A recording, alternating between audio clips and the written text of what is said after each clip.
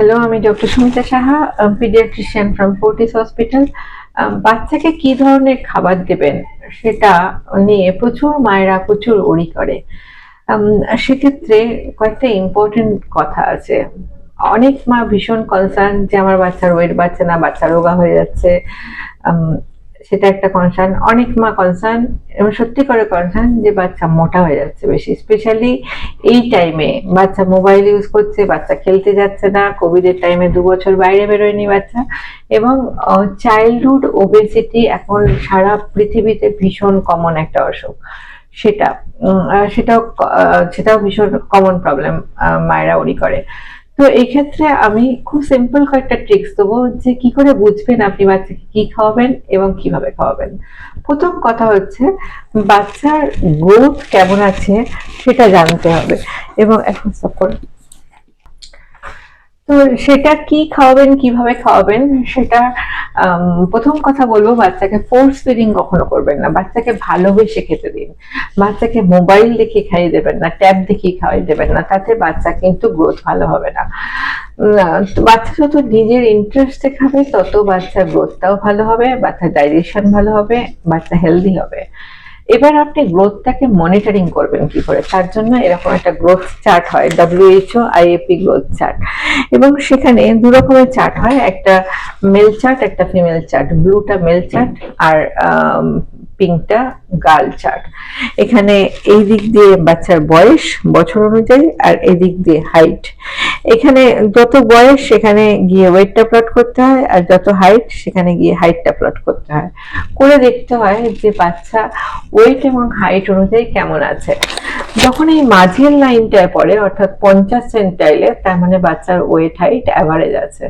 যখন এই লাল লাইনের নিচে পড়ে তার মানে বাচ্চা হাইট ওয়েট কম আছে। আর যখন এই ওপরের লাইনের ওপরে পড়ে তখন বাচ্চা ওভার ওয়েট হচ্ছে। তো এই 3টে সিম্পল জিনিস, এগুলো ভ্যাকসিন চার্টেও বেশিরভাগ ক্ষেত্রে থাকে, বা আমরা আউটডোর থেকে প্রত্যেকটা বাচ্চাকে হাইট ওয়েট মনিটর করি অন্তত 6 মাস অন্তর থেকে 1 বছর অন্তর অনুযায়ী। তো সেইটা বুঝে আপনি বুঝুন যে আপনার বাচ্চার কিরকম আছে। ফার্স্ট অফ অল হচ্ছে খাওয়াটা অবশ্যই হেলদি খাবার দিতে হবে। হেলদি খাবার মানে যে বাচ্চাটা একটু রোগার দিকে, তাকে, বা যে বাচ্চাটা খুব অ্যাক্টিভ, যে বাচ্চাটা সারাক্ষণ লাফাচ্ছে এবং ওজনটা একটু কমের দিকে, তাকে একটু ক্যালোরি বেশি খাবার দিতে হবে। ক্যালোরি বেশি কিসে আছে? Carbohydrate and fat. তার মানে তাকে ভাত খাওয়ানো বেশি করে যাবে, তাকে ঘি মাখন খাওয়ানো যাবে, প্রোটিন তো দিতেই হবে, কারণ মাসেল গ্রো করতে হবে। তো মাছ মাংস ডিম অবশ্যই দেবেন, আর তার সঙ্গে ফাইবার দিতে হবে। না হলে ফাইবার না দিলে পটি ভালো হবে না, কনস্টিপেশন হয়ে যাবে। তার জন্য ফল মূল শাকসবজি দিন। তো এইটা হচ্ছে ইম্পর্টেন্ট জিনিস। যে বাচ্চাটা রোগা তাকে কার্ব দিন অ্যাডিকুয়েট, ফ্যাট দিন অ্যাডিকুয়েট। যে বাচ্চাটা মোটা, যে বাচ্চাটা ওবেসিটি হচ্ছে, তাকে আপনাকে কার্ব আর ফ্যাট কন্ট্রোল করতে হবে। অর্থাৎ তাকে ভাত আলু কম খাওয়ান, তাকে ফাইবার ফুড বেশি করে খাওয়ান। যেমন হচ্ছে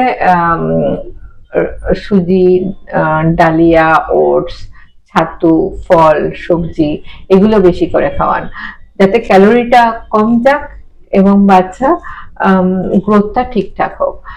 তো সুতরাং আপনার বাচ্চার ওজন হাইট অনুযায়ী আপনাকে বাচ্চার খাবারটা খানিকটা ঠিক করতে হবে। আর সবচেয়ে বড় কথা হচ্ছে জাঙ্ক ফুড অ্যাভয়েড করুন, বাইরের খাবার অ্যাভয়েড করুন, বাড়িতে বানানো খাবার দেওয়া শিখুন। অ্যাডিকুয়েট ফ্রুটস, ভেজিটেবলস, ফ্রেশলি কাট ফ্রুটস, এগুলো দেওয়ার চেষ্টা করুন।